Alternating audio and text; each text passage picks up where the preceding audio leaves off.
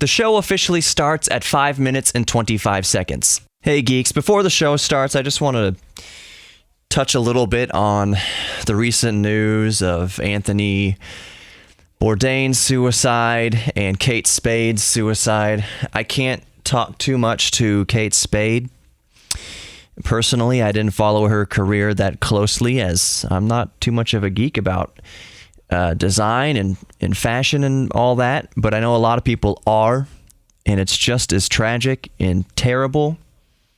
Anthony Bourdain, however, I did follow his career for quite a while, and I was telling Sarah last week, or not last week, maybe it was last week, within the last few weeks, that I very highly envied Anthony Bourdain's career and just everything he was about, other than, he long since suffered with, at least past in his life, drug addiction.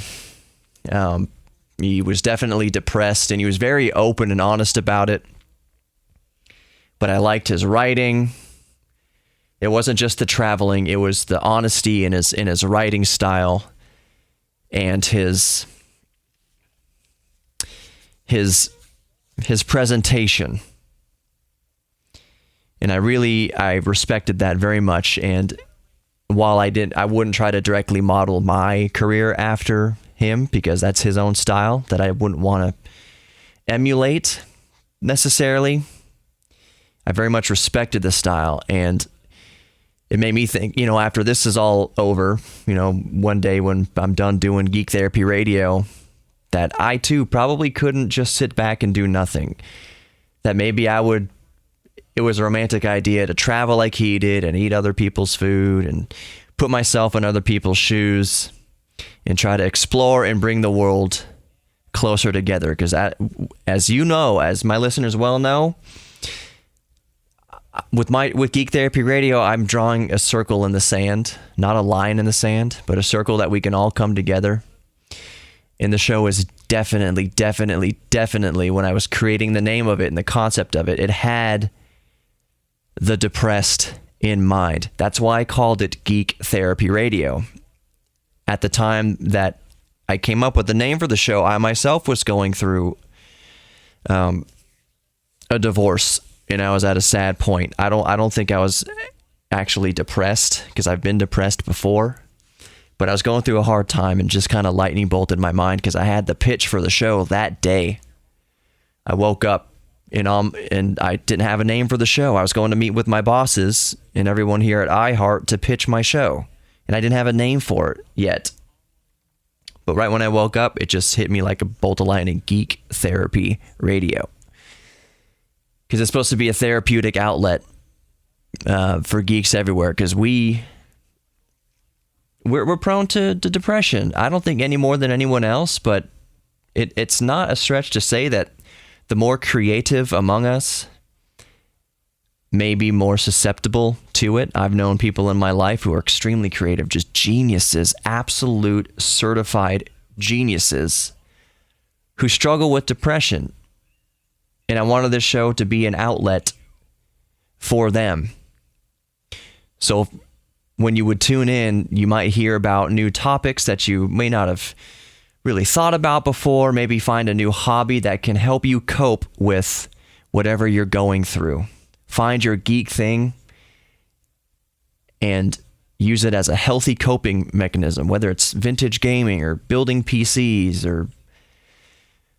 or art, pencil, oil, pastel, whatever it is, baking, knitting, whatever it is, a healthy outlet to help cope with depression.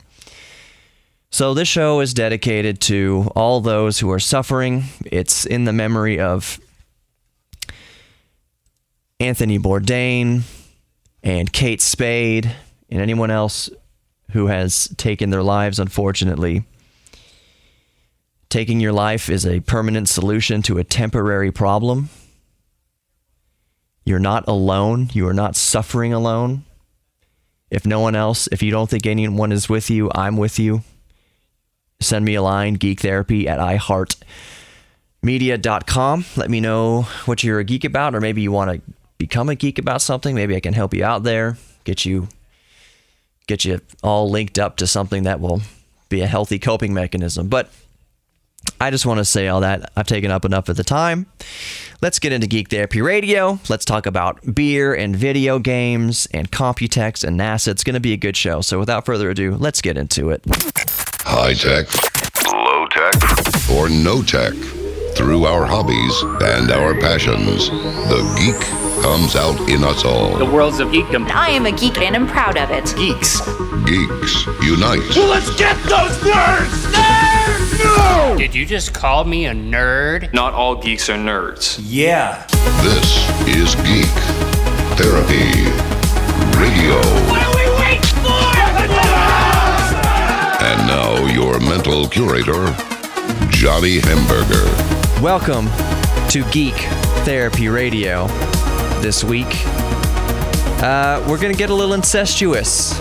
Not in a sexy Game of Thrones incestuous thing. I hope not. I hope that's not what this becomes, James, but whatever. It's radio. It's not like people can see. No, but with your show they can. Don't you have cameras set up? Not for this. Not for this segment. Good. I can. Good for your listeners. Yes, I've discovered that. You're right. I do need two cameras because I've tried to record the interviews and stuff in here, but it's very hard to do with one camera, and then I got chop the screen. It just doesn't look that great. So no one's gonna be able to see. That's James Simpson. He is the beer guru. He is the host of What's on Tap Radio, where he gets to drink beer every week. One time I walked in here while you were recording, and I mean, this has happened a few times. Someone's brought a keg. Hey, yeah, we've had kegs. We've had cases, and we've actually had beer trucks. Yeah, a beer truck pulled up. That was pretty incredible. So, What's on Tap Radio? It's basically the show you're listening to. Obviously, is Geek Therapy Radio, but on What's on Tap, they geek out about beer, and it's like, James, you've hit the perfect. You're a genius. Made a show about beer where you get to drink beer and taste all sorts of beer and talk about beer and get beer. It's genius. It's funny because a question I get a lot from people as I talk a little bit about it and I tell them about the show is, wait, how do you get that gig? And yeah, how did you get it? It was just something that at the time we needed Phil for the radio. And the program director was like, hey, can you come up with a bit where we just don't have to play PSAs and promos? Oh, Phil, like commercial yeah, Phil. Yeah, okay, yeah. It's we need a whole hour of... I had this bright idea. I was like, what if I just talked about beer for 60 seconds? Just, let me throw this and see if it sticks to the wall. And they're like, okay, really? And I was like, yeah, you're actually going to roll with this? Okay. Yeah. And I started doing these 60-second fillers for about a couple of years, and then other radio shows heard me doing it, and then they were like, hey, you want to come on my show and talk about beer? And I was like, yeah, all right. Yeah. Seems to be a little bit of interest in that. And started doing shows here and there and got the opportunity to do my own show. And 5 years coming up in August, here we are. That's awesome. Yeah. What... was it still called What's on Tap? Because I remember it was Phil, because that's how my show started out. It was Phil, but was it What's on Tap as Phil? What was it? I don't even know what it was called. No, it wasn't called What's on Tap. It was... Was it like Beer Minute? Beer Minute, yeah. Here's 60 seconds about beer. It's funny. I don't even remember the name of it. Everything is called... Because you're in the business just like me. We're board ops on the side, let's just say. Everything that's Phil, or even if it's a sponsored spot... if it's a 60-second thing, it's always called the Rush Minute or whatever minute. It's always a minute. And when I was pitching my minutes, Ramon was the PD at the time, and Brian, and they're like, can you please just not, I didn't pitch it as the minute. But when I was pitching my idea for Phil about technology and stuff like that, they're like, "Can you? We just beg you that you not call it the whatever minute." Yeah. And I was like, "Oh, I already know. I don't want to call it the minute because everything else is called the whatever minute." So I called my initial Phil Tech Bite. Tech Bite. That's a good name. BYT, like a little Tech Bite. That's pretty genius. I think. Yeah. the beer tip. I think that's what it was. That's probably beer tips or something like that. But that's cool too. That's it wasn't like I was giving anybody tips on how to drink beer. It was just I was just trying to talk about my passion of home brewing. I was gonna say that people don't need tips on drinking beer, but that's not true, because I remember I walked into you weren't recording at the time, but I came in mid segment or whatever, and it was like, so how cold do I have to get these? I got to drink these ice cold or something. And then who was your guest is like, no, you got to drink this between this certain temperature. You drink certain beers at certain temperatures. What can you shed some light on that? Because the average American just knows maybe get your Budweiser as cold as possible and drink it. Is there different temperatures and different actual ways to drink beer? Yeah, you want to I look at beer like you would look at wine. You wouldn't chill a Merlot or a Cabernet. You drink that at room temperature. Those are, your darker wines. But a white wine like a Chardonnay or a Riesling, you're going to drink cold. It's the same thing with beer. Your lighter beers like your blondes, Kolsch's, Pilsners, you're going to drink that pretty cold. I wouldn't say you want to do it at 32 degrees. You don't want ice in your beer. Yeah. But you're going to drink that cold. But your darker beers, like your stouts and your porters, you really want to let those warm up a little bit, because those really open up, like the aromas and the taste of it. I agree. So you look at I kind of compared, the easiest way is just to look at it just like wine. Okay. So that I got learnt about that quite a bit, because I was it took me a while to get into beer, to develop a taste and kind of refine my palate, so to speak, for beer. I started off like many drinking, what do you call it, Smirnoff Ice, Enzima and stuff like that, which I don't really call a beer. That's like a malt, isn't it? Yeah, it's like a wine cooler. But they call it a malted beverage. But the thing about those is, like, what people don't realize, and I'll kind of get on my refined taste in a second, but drinking those super sugary beers like Mike's Hard Lemonade and stuff like that, when you have too much of that, the hangover from those is just a nightmare. It's so horrible. All that sugar. All the sugar, because you crash off the sugar, your brain is just pounding. So that's what really made me kind of start branching out to trying different beers. I still...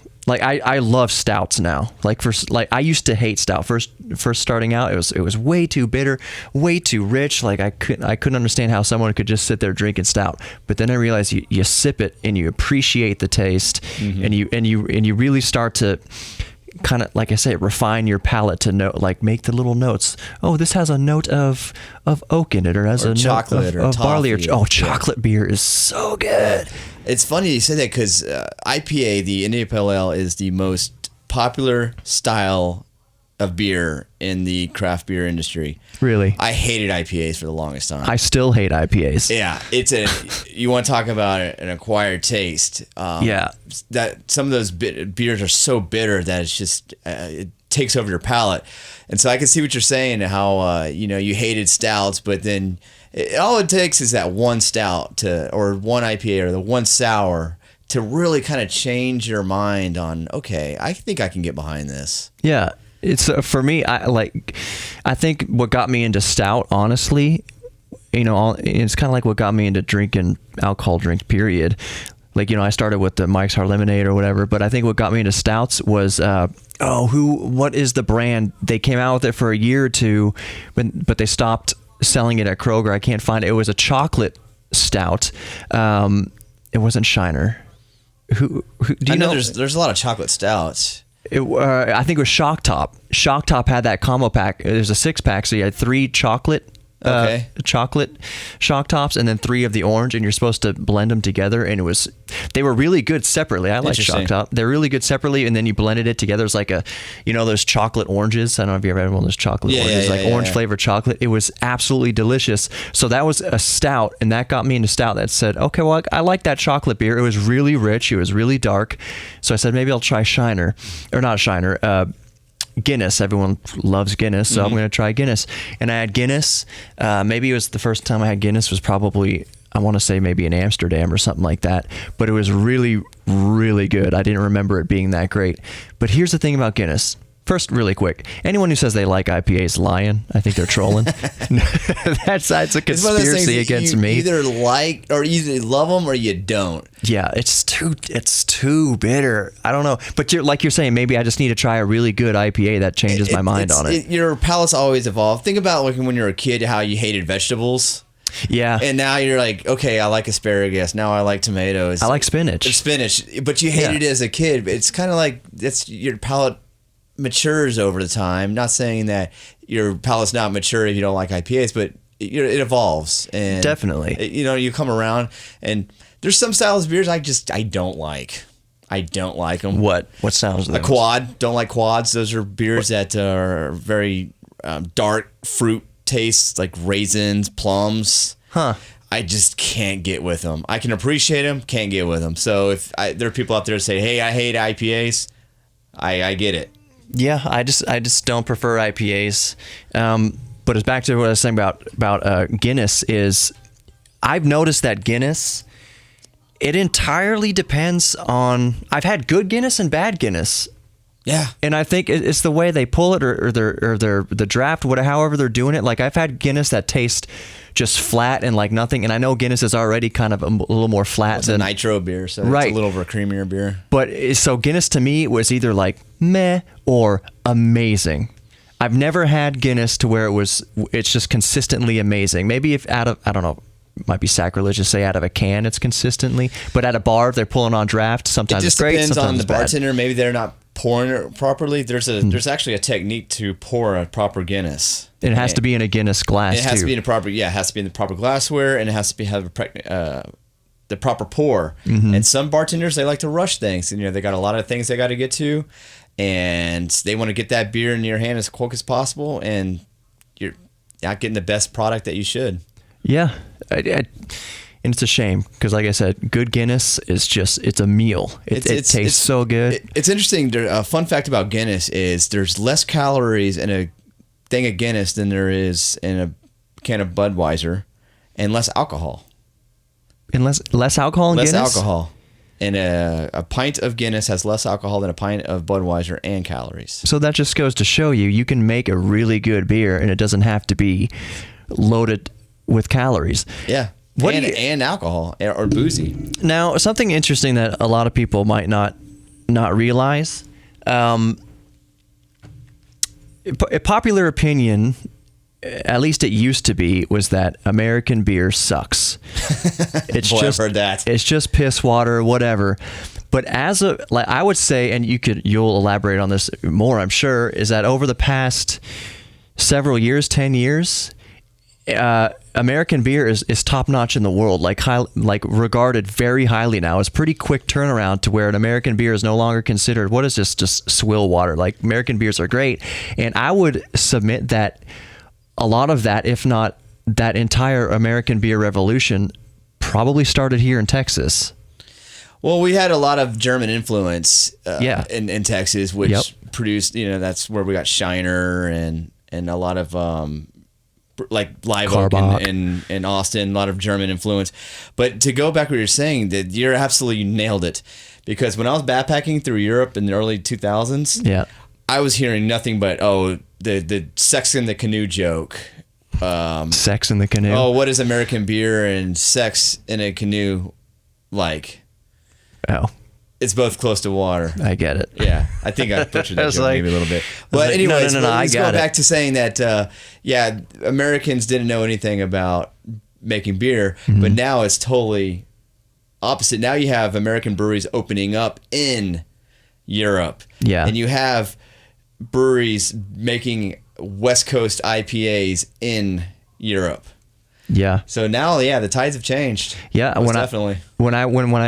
You're right. The first time I went to Europe was 2009, and most Europeans would ask at a bar, "What do you love Bush?" Because they would hear like you're from Texas. Yeah, I'm from Texas. I heard that. You're from Bush. You like Bush? I was like, what? Just because I'm from Texas, you're assuming all these things, and also like your beer is terrible. I was like, well, I don't really know much about that. I guess so. But then when I went back in 2000. I went in 2016 and 18, whatever. The past couple of years, they're like, no one says that our beer is terrible anymore. No. They're like, oh, you're from Texas. You guys have this awesome whatever from this brewery out there that we serve here. It's like, it's like it's flipped in the last 10 years, the really perception of American beers. It's funny because Americans are brewing European beers like Trappist ales and, even Pilsners, and now Europeans are brewing American styles. Yeah, it's flipped. American beers is considered to be world class now. If not number 2, then number 1. Like it's back on top, baby. I don't think American beer has ever been on top, but now it pretty much is. Like the Great American Beer Festival, which happens in October of the year, in the year, you have so many Europeans that come from their native land to come to the Great American Beer Festival. Yeah, I meet so many foreigners that come they travel to America for the Great American Beer Festival because they love American style beers. Okay, so one thing I'm going to ask you something. This is like the second to last thing. Yeah. I prefer beers that my girlfriend would call, and I think I can say this on the radio at my time slot. She calls them bitch beers because they have a fruit flavor to them. Like we all know, like Shock Top and Blue Moon, those are pretty fruity flavored beers. When the ciders, obviously, but I really like beers like Strawberry Blonde or Shiner Strawberry Blonde. Yeah, the fruit beers, yeah. But I like the fruit beers that aren't sweet. Like that's my favorite. Is that note of what is it, grapefruit or something like that in the beer. I don't want it to be super sugary and sweet. I just like that note. Subtle notes of it. What do you like beers like that? Do you think that's perfectly acceptable for a man to drink? Absolutely. There's a beer from Boulevard called Jam Band, and it's a fruit beer. It's really good. Is it real sweet? No, it's not sweet. It's not too sweet. It is sweet, but it's subtle, and it's a perfect beer. You're out doing stuff in the yard or summertime, you're outside, sweating. That beer is fantastic. Dude, this totally just came to the top of my head.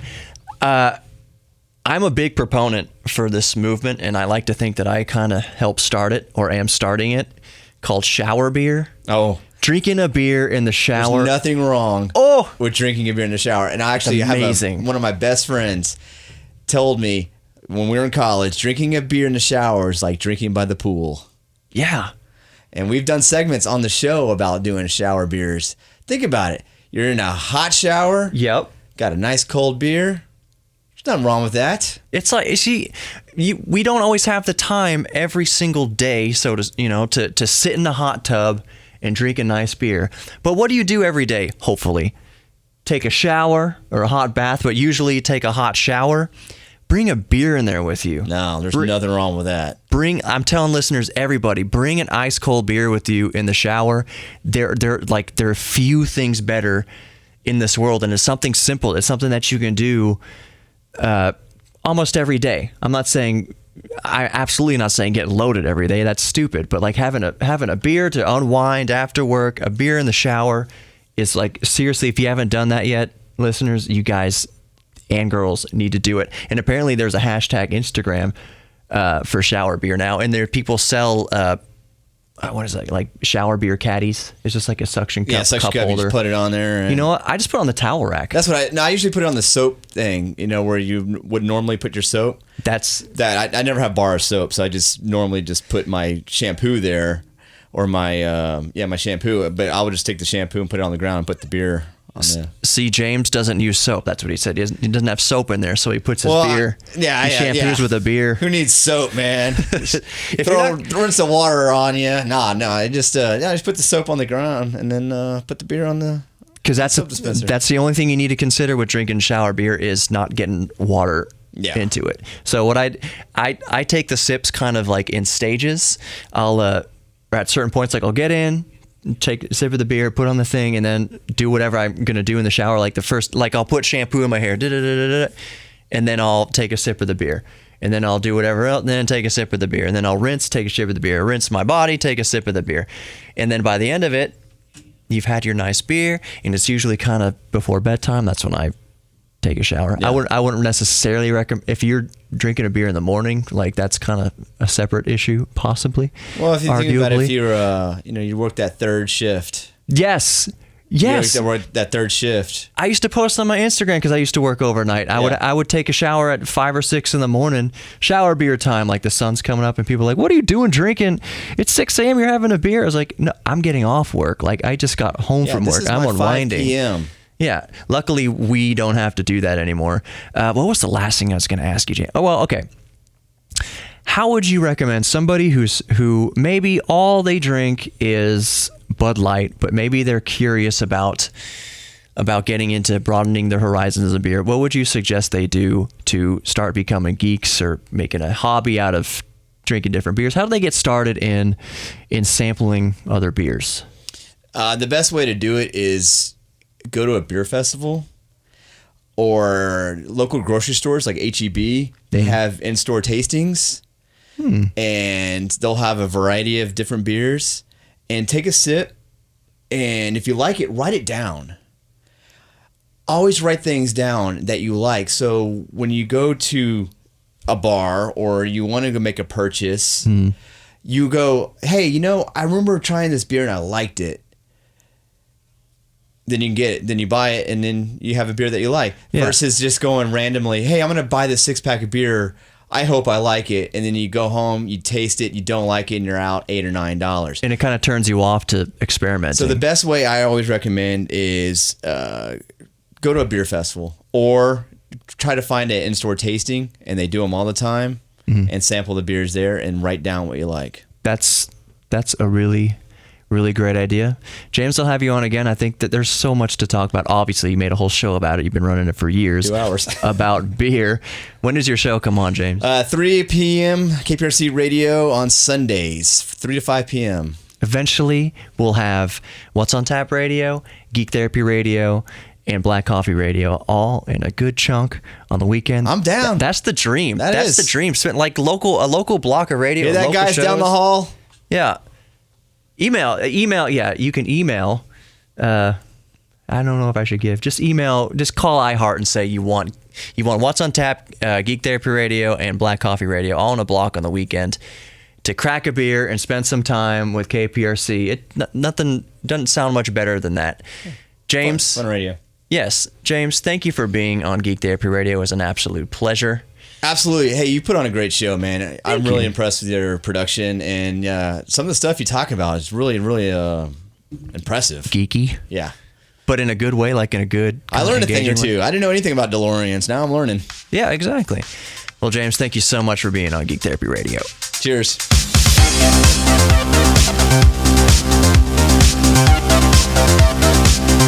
Who among us doesn't love great beer, amazing food, and arcade games? That's why I'm stoked beyond geek belief to tell you about Kung Fu Saloon, located at 5317 Washington Avenue, right here in Houston. Kung Fu Saloon on Washington Avenue has the geek trinity covered, and then some. Of course, they have the most excellent beer on tap, the nomiest food off the grill, and the vintage arcade games we love. But you can also get your Tay-Tay on with karaoke, your super fan on with televised sports, and your rug cut to the best music and DJs on Washington Avenue. In addition to arcade games, get your competitive fix with Giant Jenga, Giant Connect 4, 3 skee-ball lanes, shuffleboard, and foosball. Get your drink, food, game, karaoke, and dance on. Or step to Street Fighter 2 with me and get your geek fanny served. Hadouken! Kung Fu Saloon, 5317 Washington Avenue. Visit www.kungfusaloonhouston.com for more details and dress code info.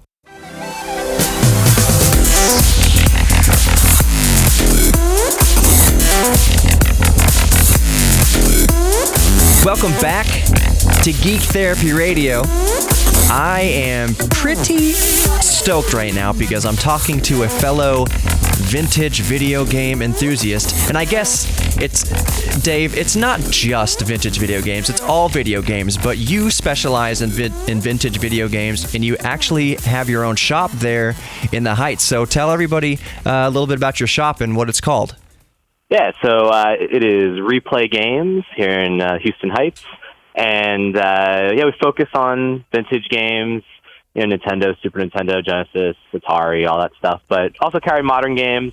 But definitely the focus is the older stuff, and I try to pride myself on not having garbage. Everything I sell is nice, cleaned up, looking good, and it's a good time. I was in there the other day, and you have some absolute gems in there, and you're talking about you keep nice products, you keep the stuff that people want, and it's not just that you would have like a rare Super Nintendo game, like the cartridge alone. You've got the freaking like box art, the booklets. You have it all intact. Some of it is sealed. The plastic has never been peeled, which is really amazing. So people come in there. It's not this grody stuff.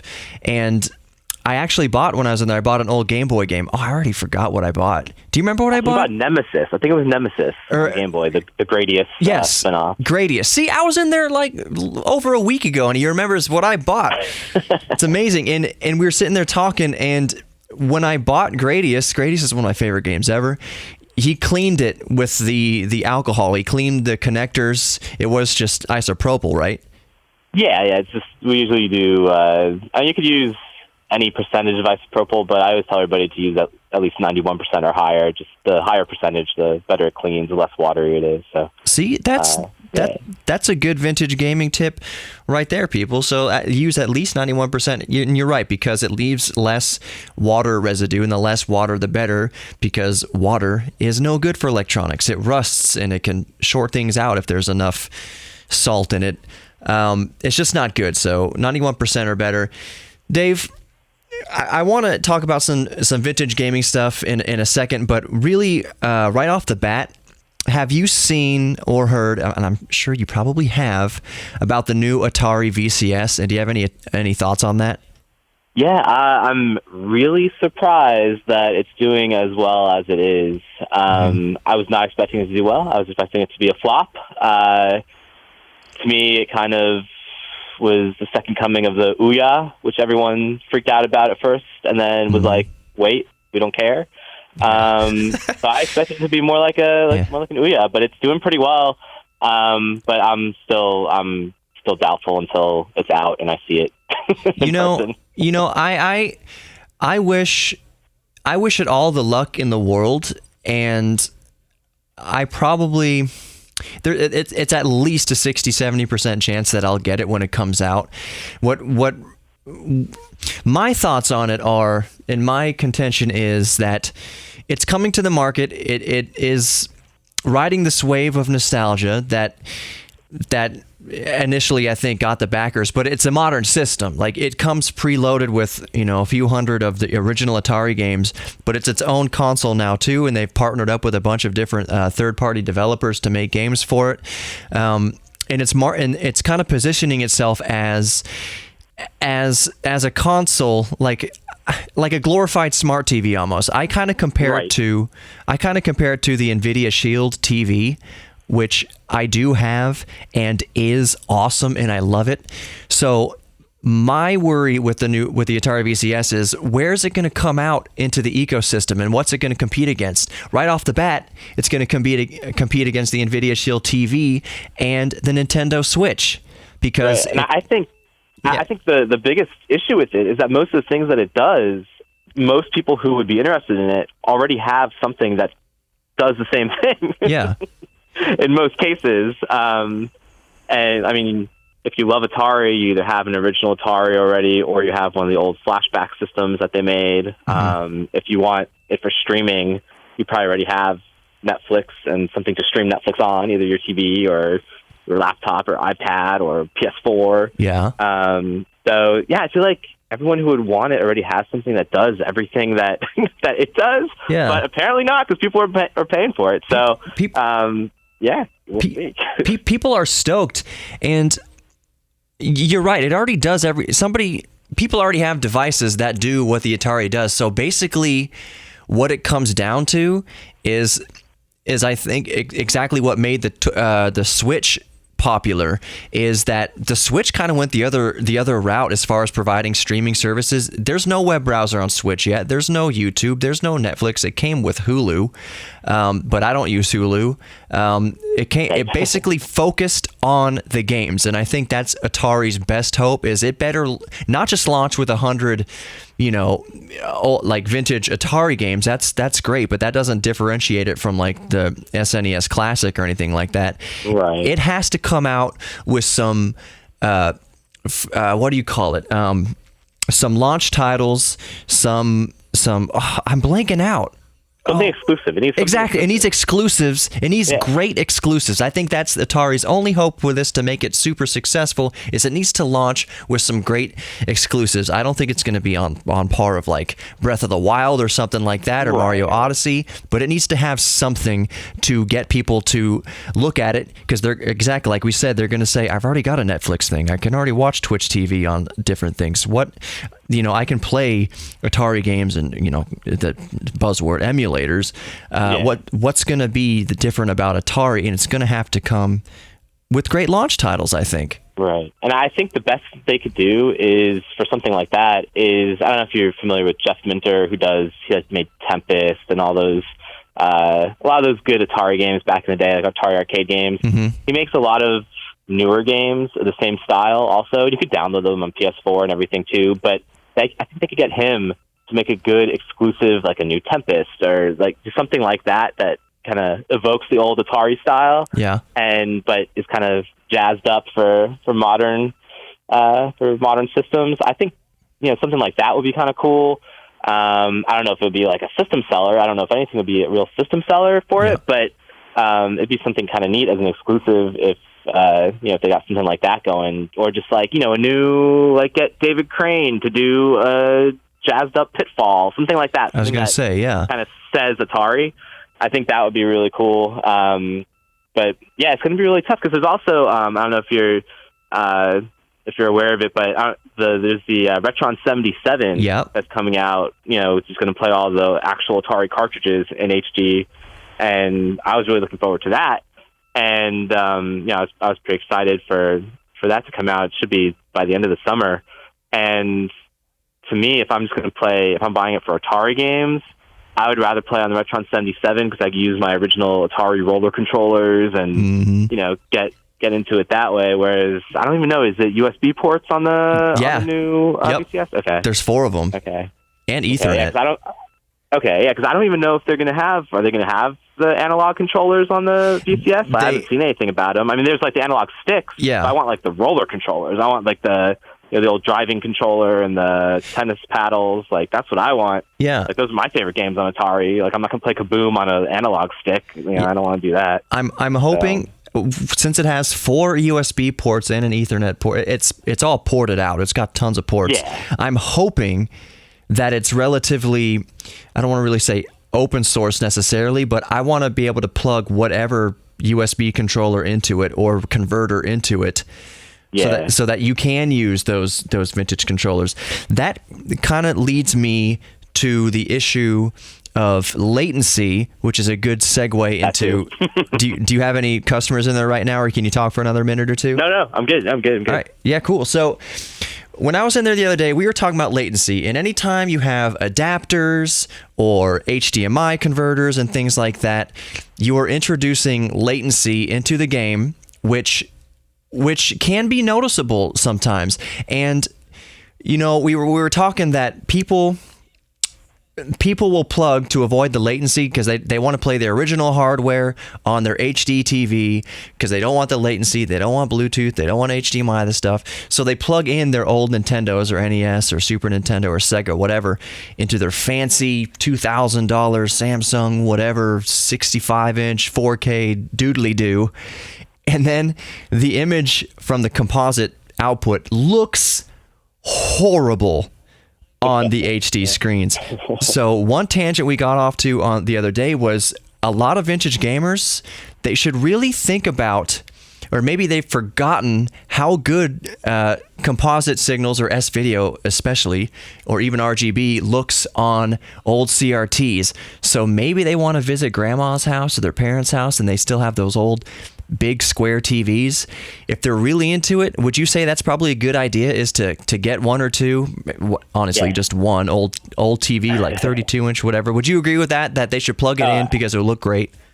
Absolutely. I mean, everything, people kind of obsess over, getting all these adapters and, outputting HDMI to the newer TVs, and they forget how good it looks just in a regular AV, or like you said, S-video, or, if you have the ability to do components that composite, stuff still looks so good. I mean, even on like an old, if you have old Sony Trinitron or Wega, just using RF, just a regular RF coaxial connection on a nice TV, still looks good. Yeah. It's not horrible. But yeah, it's regular AVs on an old TV still looks awesome. And it's not like we were complaining, in 1987 about how bad it looks. It looks great back then. Right. And like pretty good. And like I said, you plug in your old system to a new TV, it looks like trash. You plug in your old system to an old CRT from maybe the early 2000s or something, like a later model one, they look absolutely phenomenal, and you don't have the latency that HDMI conversion brings into it, because that's a popular mod on old consoles, is making an HDMI, but you're introducing latency. So I, and along with Dave, would highly recommend anyone listening who likes playing vintage video games to go to a yard sale, go to their mom's house, grandma's house, and get an old CRT. And by old, I just mean the latest model. Like the last ones they made were pretty much the best of the best. Like an RCA from, the late 90s, early 2000s. I think they made them up into like the mid to like 2005, like before 2010. They still make them. It was about, I think, 2009, 2010. They were still making them, but they're just, they were kind of hard to come by even then. But yeah, they're still around for sure. I'd probably have a couple lying around, if anybody needs one. Yeah, Dave. I usually have one or two at the shop. Yeah, I was in there. You had a few behemoths in there. That's how I knew you were legit. Not just because you had the super rare games like still in box, but you had you had a CRT hooked up. You had Ninja Gaiden on there. I was like, man, this is OG right here. Dave, thanks for being on this week. I'm going to have you on again many times in the future. Tell listeners again where they can find your shop and what you're all about. Yeah. So, you can come by. We're at 722 West 19th Street in Houston, and zip here is 77008. And, we buy, sell, and trade anything from Magnavox and Odyssey and television, Atari, all the way on up to PS4, Switch, Xbox One, and everything in between. We're open 7 days a week. You can find us on Facebook. Just search Replay Games. You can find us on Facebook, Instagram, Twitter, and just come to the shop. That's the easiest way. Just come to the shop. Come talk to Dave about vintage games. Dave, thank you again so much for being on Geek Therapy Radio this week. No problem. Look forward to being on again.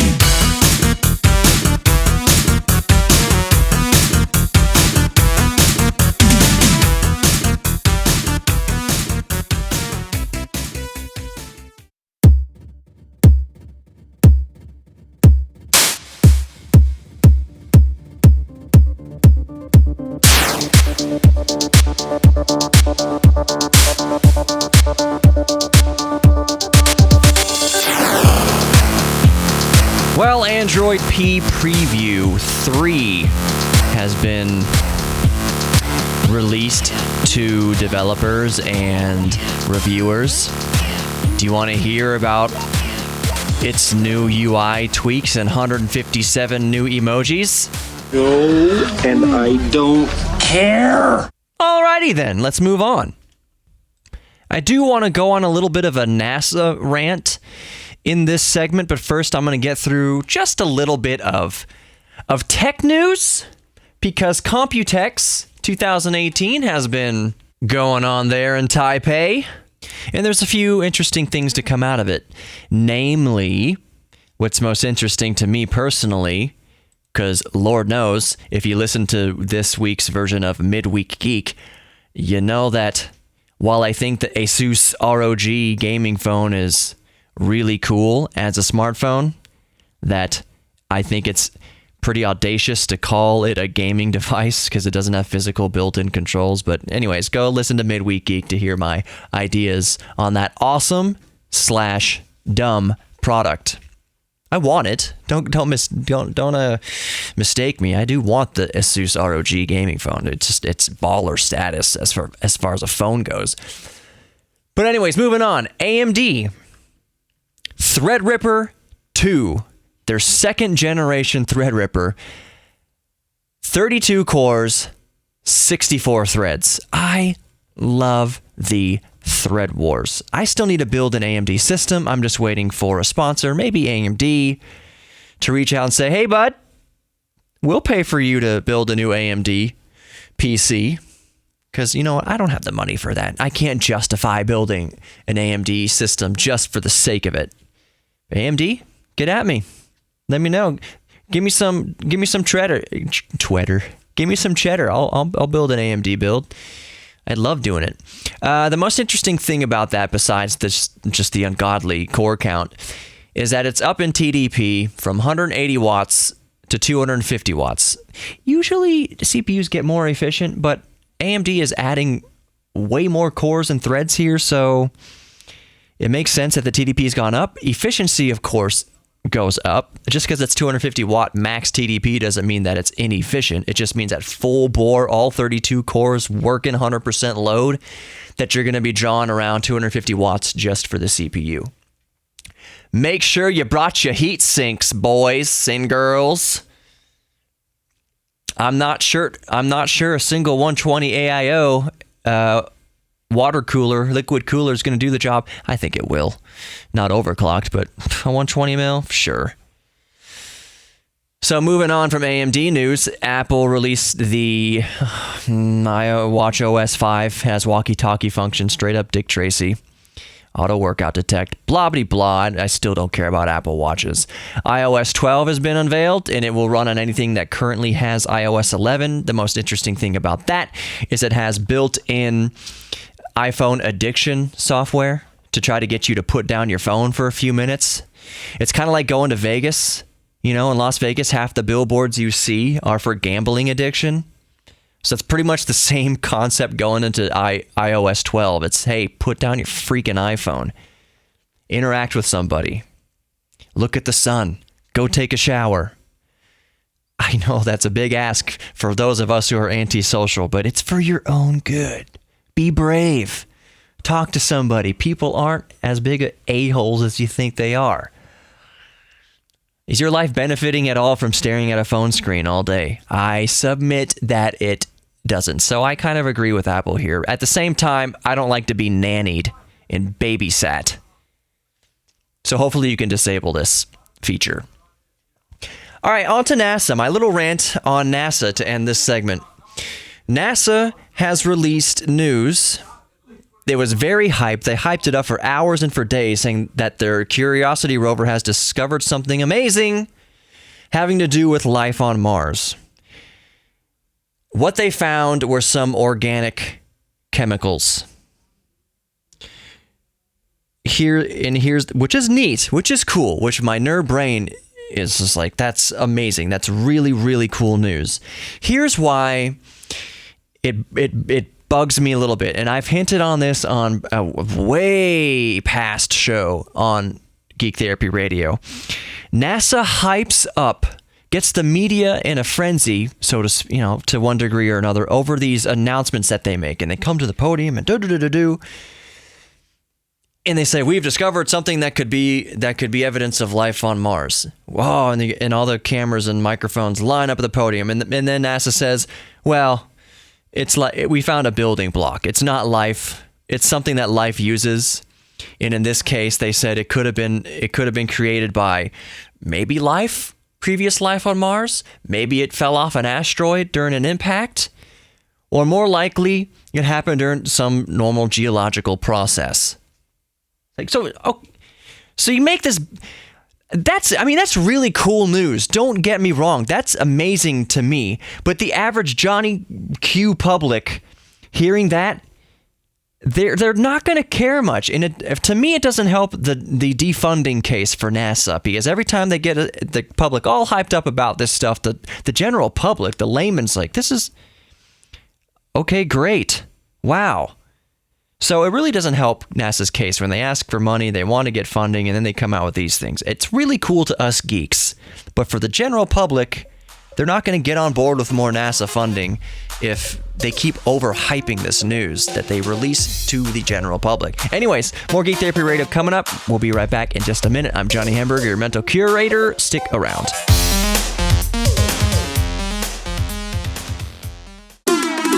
Welcome back to Geek Therapy Radio. Just so I can tell you that that's going to do it for this week. I have so much fun doing this show sometimes that time simply just runs out. My very special thanks to Kung Fu Saloon. Make sure you go visit them at 5317 Washington Avenue and geek out. Like, follow, and subscribe Geek Therapy Radio on Facebook, Instagram, and YouTube. It's Geek Therapy KPRC on Twitter. And email me, geektherapy@iheartmedia.com. Go to the website, www.geektherapyradio.com. And did I miss anything else? I feel like I missed something. Go be good to each other this week. Do something nice for someone else. Do something nice for yourself. We often forget that part. Until next week, I'm Johnny Hamburger, your mental curator. I will see you next time.